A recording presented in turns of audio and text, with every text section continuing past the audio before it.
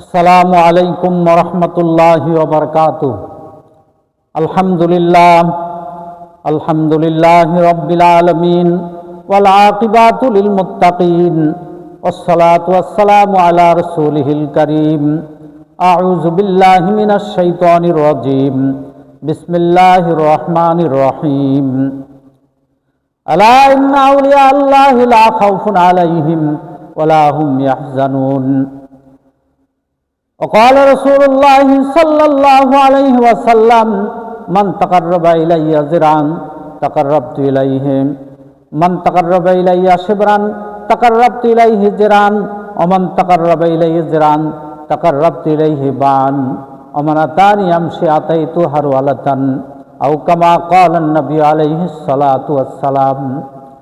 সম্মানিত উপস্থিতি, আমরা আল্লাহ তাআলার দরবারে শুকরিয়া জ্ঞাপন করছি যে আল্লাহ তাআলা আমাদেরকে সুস্থ রেখেছেন, হায়াতে রেখেছেন, যার অনন্ত অফুরন্ত দয়ার করুণা প্রতি মুহূর্তে আমাদের উপর বর্ষিত হচ্ছে।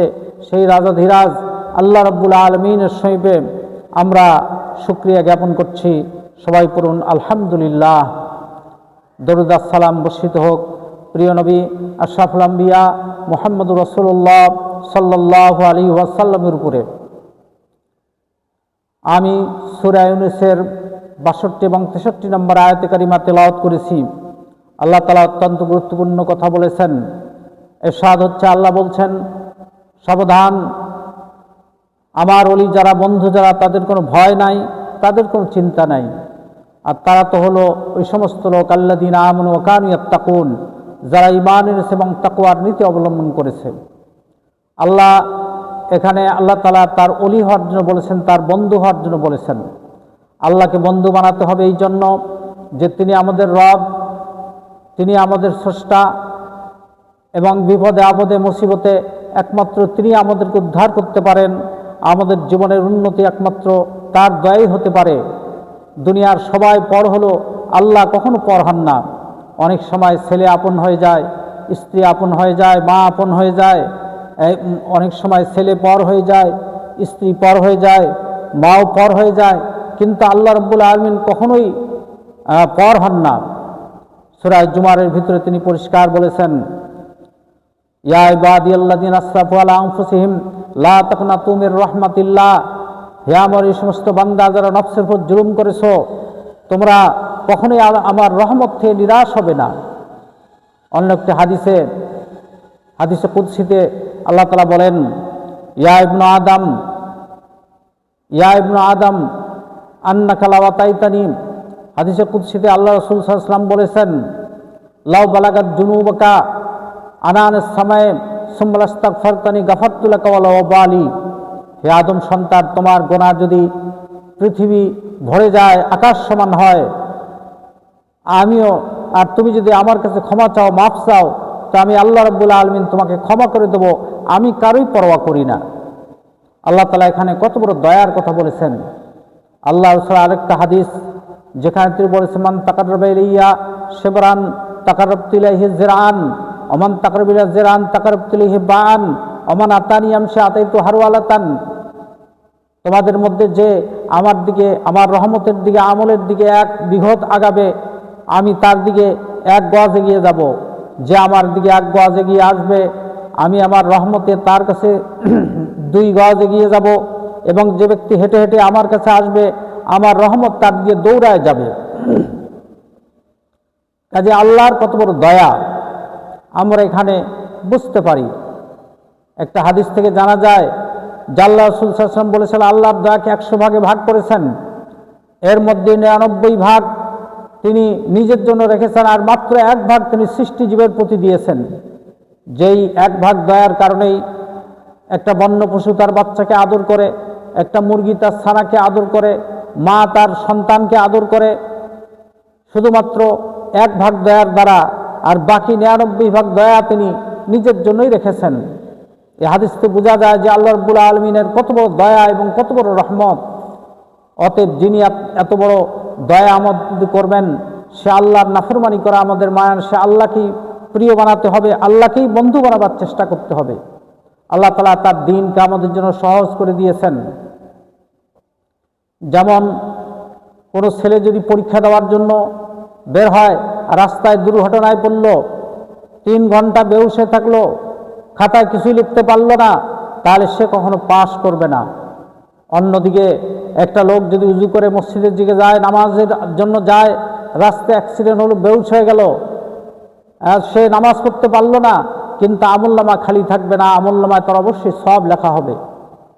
এর থেকে আমরা বুঝতে পারি যে আল্লাহ তাআলার কত বড় দয়া এবং কত বড় মেহেরবানি। এভাবে দুনিয়ার যে কোনো বিষয়ের জন্য যোগ্যতা লাগে। কোনো ছেলে যদি মনে করে যে আমি আর্মি হব, তার খুব মনের আকাঙ্ক্ষা, খুব চেষ্টা করে, কিন্তু তার উচ্চতা হচ্ছে 4 ফুট 6 ইঞ্চি, অথচ আর্মির জন্য উচ্চতা লাগে 5 ফুট 6 ইঞ্চি। সে হাজার চেষ্টা করলেও কোনো দিন আর্মি হতে পারবে না। একটা ছেলের মনের বড় আশা, সে মেডিকেল ডাক্তার হবে, মেডিকেলে পড়বে, কিন্তু তার এসএসসির রেজাল্ট হলো সি গ্রেড বা বি গ্রেড, সে হাজারো চেষ্টা করুক কোনো দিন মেডিকেলের চান্স পাবে না। একটা ছেলের বড় আকাঙ্ক্ষা আছে সে একজন গায়ক হবে, কিন্তু তার কণ্ঠটা হলো খুবই বিশ্রী, খুবই খারাপ, খুবই বিশ্রী, তাহলে এই ছেলে কখনো গায়ক হতে পারবে না। কিন্তু আল্লাহ রাব্বুল আলামিনের ভালোবাসা পাওয়ার জন্য এই সমস্ত কোনো যোগ্যতা লাগে না। আল্লাহর ওলি হওয়ার জন্য টাইটেল পাস করা লাগে না, বড়লোক হওয়া লাগে না, বড় আলেম হওয়া লাগে না, অনেক বড় টুপি পাঞ্জাবি পাগড়ি লাগে না। শুধুমাত্র যদি ঈমানটা ঠিক করে নেয় আর সাধ্যের ভিতরে যদি তাকওয়া অবলম্বন করে, সে অবশ্যই আল্লাহর ওলি হতে পারবে। এই জন্য ইমাম আবু হানিফা রাহমাতুল্লাহ আলাইহি বলেছেন যে প্রত্যেক ঈমানদার মুত্তাকি সবাই আল্লাহর ওলি। আল্লাহ যেহেতু আমাদের আপন, যে কোনো বিপদে আপদে তিনি ছাড়া আমাদের আর অন্য কেউ নাই, কাজে সে আল্লাহকে বন্ধু বানালে জীবনটা সফল হবে দুনিয়া এবং আখিরাতে। আল্লাহ সেটাই বলেছেন, আলা ইন্না আউলিয়া আল্লাহি লা খাউফুন আলাইহিম ওয়া লা হুম ইয়াহজানুন। আল্লাহর বন্ধু যারা হয় তাদের কোনো ভয় নাই এবং তাদের কোনো চিন্তা নাই, অর্থাৎ দুনিয়ারও কষ্ট নাই, আখিরাতেরও কষ্ট নাই। আল্লাহ তাআলা বলেছেন কোরআন শরীফে অন্য জায়গায় হামিম সিজদার ভিতরে বলেছেন, ইন্নাল্লাযীনা ক্বালু রাব্বুনা আল্লাহ সুম্মা ইসতাকামু তাতানাজ্জালু আলাইহিম মালায়েকাতু আল্লা তাখাফু ওয়া লা তাহজানু ওয়া আবশিরু বিল জান্নাতিল্লাতী কুনতুম তুআদুন। নিশ্চয়ই যারা আল্লাহকে রব হিসাবে মেনেছে, একথা প্রতিশ্রুত হয়ে গেছে, অর্থাৎ রুবুবিয়তের দাবি অনুযায়ী আল্লাহর ইবাদতবন্দি হুকুম আহকাম মেনে চলেছে, শিরিক মুক্তি ঈমান এনেছে, তাদের মৃত্যুর সময় ফেরেশতা গিয়ে বলবে তোমাদের কোনো ভয় নাই, তোমাদের কোনো চিন্তা নাই। আর ওয়াবশিরু বিল জান্নাতিল্লাতী কুনতুম তুআদুন, তোমাদেরকে যে জান্নাতের ওয়াদা করা হয়েছে সেই জান্নাতের তোমরা সুসংবাদ গ্রহণ করো। এই জন্য আল্লাহকে আমাদের বন্ধু বানাতে হবে, তাকে আপন করতে হবে এবং তাকে বন্ধু বানাবার জন্য আমাদের সর্বাত্মক চেষ্টা করতে হবে। তা আমাদের এই সমাজে ওলি আল্লাহ হওয়ার জন্য কিছু ভুল ধারণা আছে। অনেকে মনে করে যে পীর হতে হবে অথবা পীরের মুরিদ হতে হবে, বিশেষ রকমের কিছু ইবাদতবন্দেগী সাধনা করতে হবে, বন জঙ্গলে যাইতে হবে, দুনিয়া ছাড়তে হবে, তাহলে আল্লাহ ওলি হতে পারবে। কিন্তু এগুলো ভুল ধারণা। আকাশ দিয়ে উড়ে যাওয়ার কাজ, পানির উপর দিয়ে হেঁটে যাওয়ার কাজ অনেক হিন্দু পারে, অনেক ব্রাহ্মণ পারে। ভারতে এমন অনেক হিন্দু ব্রাহ্মণ রয়েছে যারা বাম পায়ের আঙ্গুলি দিয়ে আশীর্বাদ করলে সে মন্ত্রী হতে পারে, এমপি হতে পারে। অতএব এইগুলো কাজ আল্লাহর ওলি হওয়ার কোনো দলিল নয়। আল্লাহর ওলি হওয়ার দলিল আল্লাহ তাআলাই বলেছেন, আল্লাযীনা আমানু ওয়া কানু ইয়াত্তাকুন, যারা ঈমান এনেছে এবং যারা তাকওয়ার নীতি অবলম্বন করেছে। অতএব যে আল্লাহ আমাদের মায়ের চেয়ে আপন, বাপের চাইতে আপন, সে আল্লাহকে আমাদের আপন বানাবার জন্য চেষ্টা করতে হবে। আমরা একদিন মরে যাব, দুনিয়ার সব কিছু ছেড়ে আমরা কবরে চলে যাব, অথচ কেউ আমাদের সঙ্গে থাকবে না, একমাত্র আল্লাহই আমাদের থাকবেন। এই জন্য আল্লাহ তাআলাকে আপন বানাবার জন্য চেষ্টা করতে হবে। আর সে ওলি আল্লাহ হওয়ার 2টা গুণ আল্লাহ এখানে বলেছেন, আল্লাযীনা আমানু ওয়া কানু ইয়াত্তাকুন, যারা ঈমান এনেছে। ঈমানের অর্থ হলো ঈমানকে অবশ্যই শিরিক মুক্ত করতে হবে। আল্লাহ তাআলা বলেন মাই ইউশরিক বিল্লাহি ফাকাদ দাল্লা দালালাম বাঈদা, যারা আল্লাহর সাথে শিরক করলো তা তো গোমরাহির অতল তলে তলিয়ে গেল।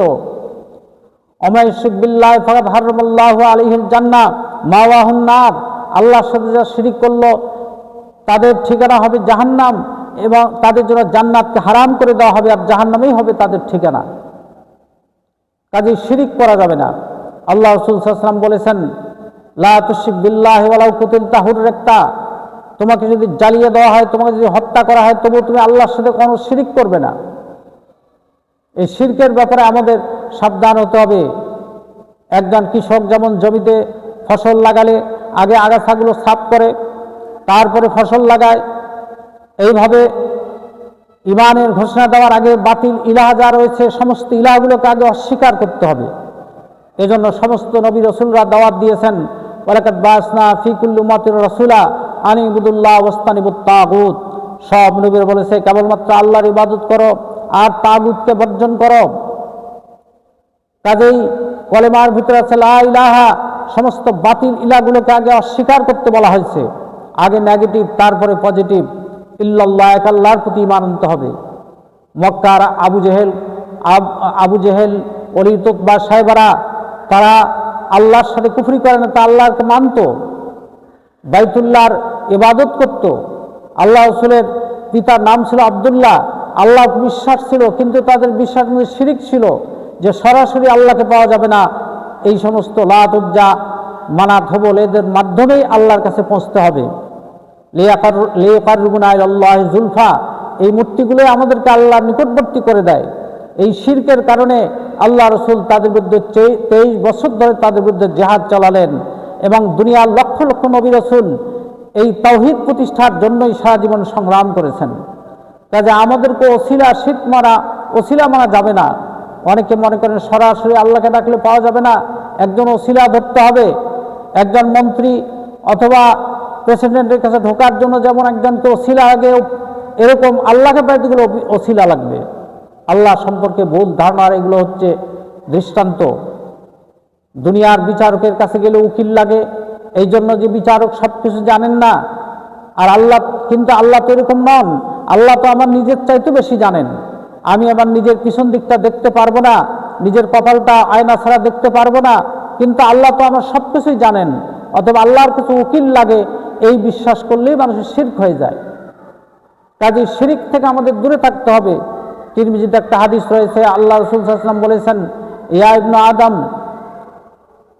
ইবনু আদম আন্নাকা লা ওয়াতাইতানি বিকুরাবিল আরদি খাতায়া সুম্মা লাকিতানি লা তুশরিক বিল্লাহি শাইআন লা তাইতুকা বিকুরাবিহা মাগফিরাতান।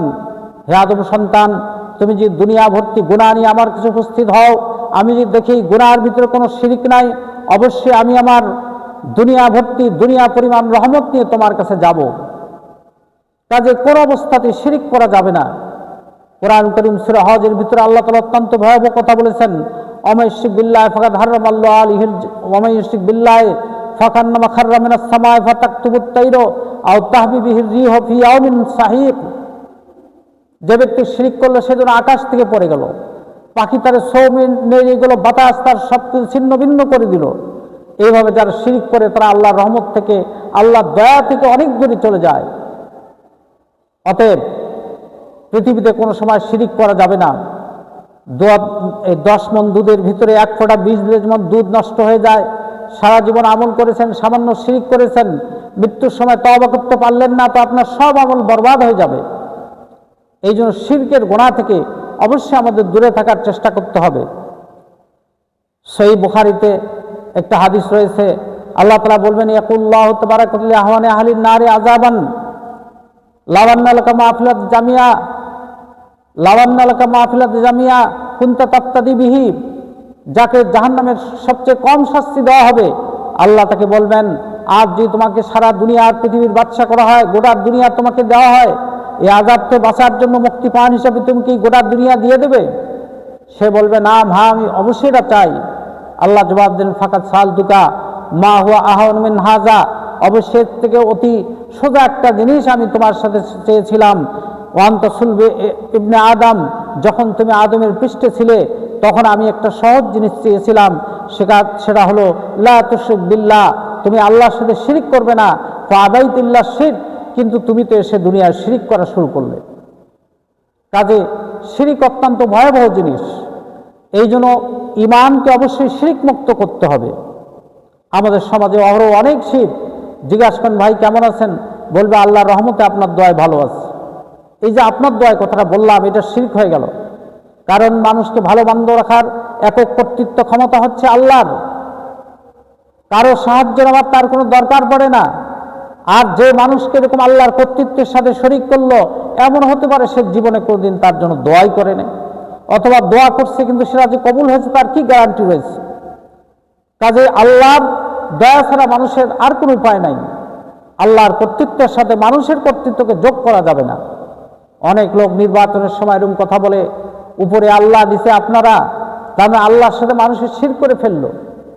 এই যে ভয়াবহ অবস্থা, মানুষ একটা টিকটিকির সাথে আল্লাহকে শিরক করে, একটা টিকটিকি শব্দ করতেছে, সে বলতেছে আমার মনের কথা বলতেছে। কত ভয়ঙ্কর কথা! মনের কথা দুনিয়ার কোনো মানুষ জানে না, আল্লাহর ওলি জানে না, ফেরেশতা জানে না, একমাত্র আল্লাহ জানেন। সেই গোপন কথা নাকি টিকটিকি জানে।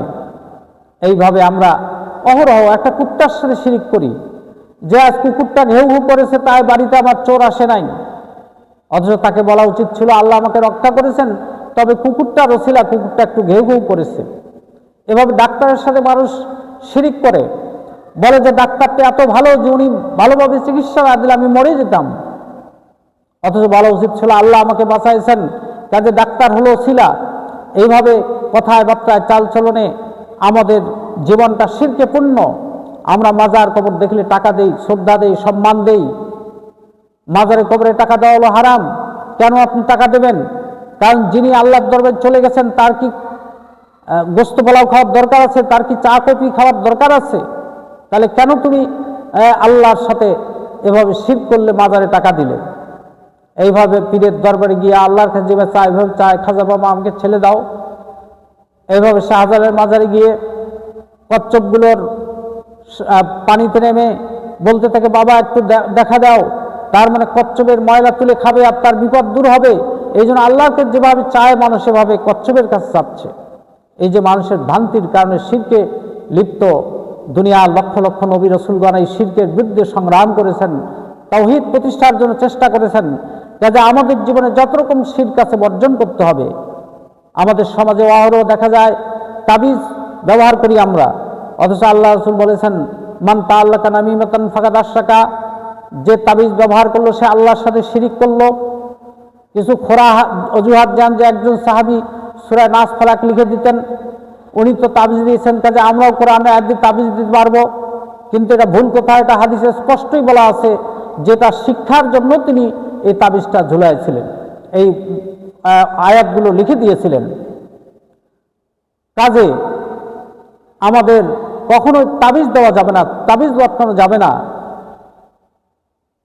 আল্লাহ আব্দুল্লাহ প্রখ্যাত তাবি সাইদ বিন মুসাইব রাদিয়াল্লাহু তাআলা আনহু তিনি বলেছেন কানু ইয়াকরাহুনা তামামা কুল্লাহা মিনাল কোরআনে গায়রুল কোরআন।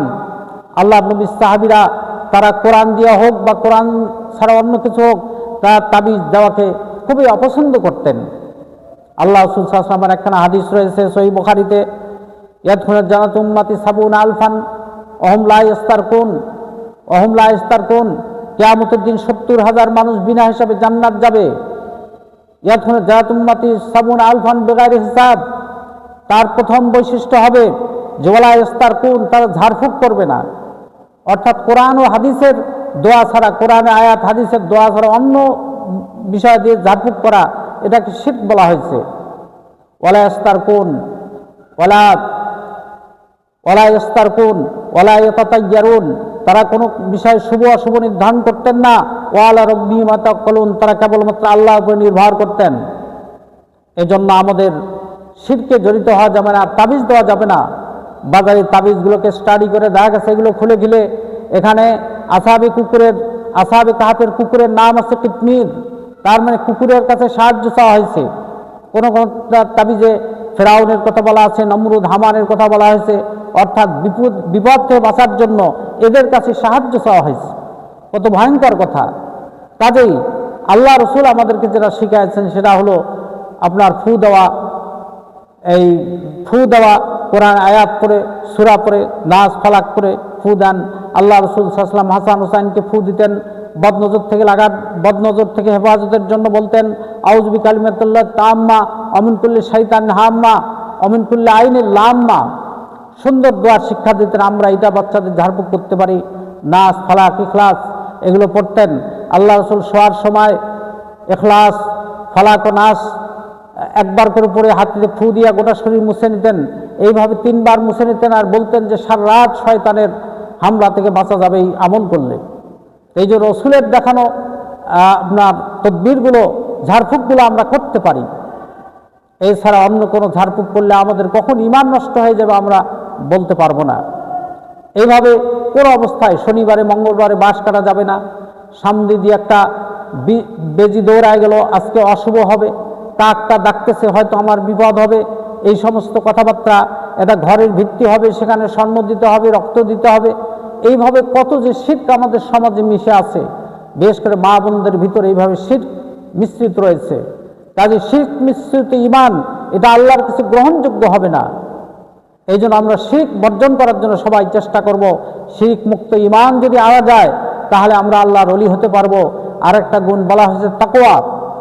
আল্লাহ রাসূলের তাকুল্লাহ হাইসুমা কুনতা ওয়াত্তাবিস সাইয়াতুল হাসানা তামহুহা। আবু জাহর রাদিয়াল্লাহু বলেছেন, হে আবু জাহর, তুমি যেখানেই থাকো আল্লাহকে ভয় করো, আর যখনই কোনো পাপ হয়ে যায় একটা ভালো কাজ করো, তাহলে তোমার পাপটাকে আল্লাহ বিদরিত করে দেবেন, পাপটাকে আল্লাহ মাফ করে দেবেন। এই জন্য তাকওয়া, আল্লাহর ভয়, ওমাই ইয়াত্তাকিল্লাহ ইয়াজআল লাহু মাখরাজান মিন হাইসু লা ইয়াহতাসিব, আমাকে যারা ভয় করবে তাদেরকে আমি এমন দিক থেকে রিজিক দিব যা সে কখনো ধারণাও করতে পারে নাই। ওয়ালাউ আন্না আহলাল কুরআ আমানু ওয়াত্তাকাউ লাফাতাহনা আলাইহিম বারাকাতিম মিনাস সামাই ওয়াল আরদ, জনপদের অধিবাসীরা যদি ঈমান আনতো, তাকওয়ার নীতি অবলম্বন করত, আমি আকাশ থেকে তাদের রিজিক দিতাম, জমিন থেকে তাদের রিজিক দিতাম। সৌদি আরবের দৃষ্টান্ত আমরা দিতে পারি যে তারা রাষ্ট্রীয়ভাবে শিরক উৎখাত করেছিলেন, ধর্মীয় শিরক, রাষ্ট্রীয় শিরকের তারা কবর দিয়েছিলেন। যদিও বর্তমানে অনেক অনাচার সেখানে আছে, কিন্তু এই শিরক সেখানে নাই। রাষ্ট্রীয় শিরক, ধর্মীয় শিরককে সেখানে উৎখাত করে দেওয়া হয়েছে। সৌদি আরবে হাজার হাজার মাজারকে মাটির সাথে ধুলিয়ে মিশিয়ে দেওয়া হয়েছে, যে কারণে আল্লাহ তাআলা তাদের পায়ের নিচে তরল সোনার খনি, এক সময়ের সে অভাবী সৌদি আরবকে আল্লাহ কোটিপতি করেছেন ঈমান ও তাকওয়ার কারণে। রাষ্ট্রীয়ভাবে তারা নামাজ কায়েম করেছে এবং তারা শিরক উৎখাত করেছে, যার ফলে আল্লাহ তাআলা তার পায়ের নিচে তরল সোনার খনি দিয়ে দিয়েছেন। এবং পৃথিবীর বিভিন্ন মুসলিম রাষ্ট্রে জঙ্গি হামলা হয়, সৌদি আরবে হয় সবচেয়ে কম। এই ব্যাপারে আল্লামা দেলোয়ার হোসেন সাইদি রহমতুল্লাহ আলাইকে জিজ্ঞাসা করা হয়েছিল যে সৌদিতে বোমা হামলা কেন হয় না, সন্ত্রাসী হামলা কেন হয় না। উনি তখন কোরআন আয়াত পড়েছিলেন, আল্লাযীনা আমানু ওয়া লাম ইয়ালবিসু ঈমানুহুম বিযুলমিন উলাইকা লাহুমুল আমনু ওয়া হুম মুহতাদুন, যারা ঈমান এনেছে ঈমানকে জুলমের সাথে মিশ্রিত করে নাই, আর তাদের রয়েছে নিরাপত্তা এবং তারাই হেদায়েতপ্রাপ্ত। সাহাবায়ে কেরাম বললেন যে ইয়া রাসূলুল্লাহ, আমরা তো সবাই জুলুম করি অল্প বেশি। বলছে এখানে সেই জুলুম বলা হয় না, এখানে বলা হয়েছে শিরক। যারা ঈমানের সাথে শিরককে মিশ্রিত করে নাই আল্লাহ তাদের নিরাপত্তা দেবেন এবং তারাই হেদায়েতপ্রাপ্ত। তাহলে সৌদি আরবে বোমা হামলা না হওয়ার বড় কারণ, নিরাপত্তা দেওয়ার কারণ যে তারা রাষ্ট্রীয় শিরক, ধর্মীয় শিরককে উৎখাত করেছে। আমাদের বাংলাদেশ কোটি কোটি মুসলমান দেশ, আলেম ওলামা মসজিদের দেশ, এই দেশে রাষ্ট্রীয় শিরক আছে। শহীদ মোনারে খালি পায়ে গিয়ে ফুল দিয়ে শ্রদ্ধা নিবেদন করা হয়, শিখা অনির্বাণকে শ্রদ্ধা দেওয়া হয়, এভাবে জাতীয় সঙ্গীতকে এভাবে সালিদ দেওয়া হয়, সালাম দেওয়া হয়। হাজার শিরক আমাদের ভিতরে রয়েছে। অতএব শিরক মুক্ত ঈমান সাধ্যের ভিতরে আমরা আমাদের যত সাধ্য করলে আমরা শিরকগুলোকে অবশ্যই বর্জন করব এবং তাকওয়ার এই সাধ্যের ভিতরে তাকওয়ার নীতি অবলম্বন করব। আল্লাহকে ভয় করে জীবন চালাবার জন্য চেষ্টা করব। আল্লাহ তাআলা বলেছেন, ইয়া আইয়ুহাল্লাযীনা আমানুত্তাকুল্লাহা হাক্কা তুকাতিহি ওয়া লা তামুতুন্না ইল্লা ওয়া আনতুম মুসলিমুন, হে ইমানদাররা, তোমরা আল্লাহকে যথাযথ ভয় করো আর মুত্তাকি না হয়ে তোমরা কখনো মৃত্যুবরণ করিও না। কাজে আমরা শিরকগুলো বর্জন করব, তাকওয়ার নীতি অবলম্বনের জন্য চেষ্টা করব। দুনিয়ার মোহে পড়ে আমাদের জীবনের গুরুত্বপূর্ণ বিষয়গুলো ভুলে যাওয়া চলবে না। অনন্ত সুখের আখিরাত যাতে আমাদের ধ্বংসে না যায়, এই জন্য আমরা সবাই চেষ্টা করব। আজকে ইবলিস শয়তান আমাদের সামান্য দুনিয়ার লোভ দেখায়া অনন্ত সুখের জান্নাত আজকে আমাদের কাছ থেকে কেড়ে নিয়েছে। ছোট একটা বাচ্চা 1 লক্ষ টাকার চেন গলায় দিয়ে বাজারে গেছে, এক সন্ত্রাসী দেখতে পেয়ে কিছু চকলেট কিনে নিয়ে বাচ্চারা হাতে চকলেট ধরাই দিয়া লক্ষ টাকার চেন নিয়ে নিয়েছে।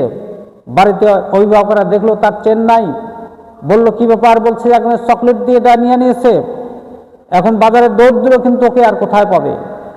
আজকে কোটি কোটি বনি আদমকে ইবলিস শয়তান দুনিয়া নামক চকলেট ধরাই দিয়ে অনন্ত সুখের জান্নাত আমাদের কাছ থেকে কেড়ে নিয়েছে। কাজে সেই জান্নাত পেতে হলে অবশ্যই তাকওয়ার নীতি অবলম্বন করতে হবে, আল্লাহকে ভয় করতে হবে।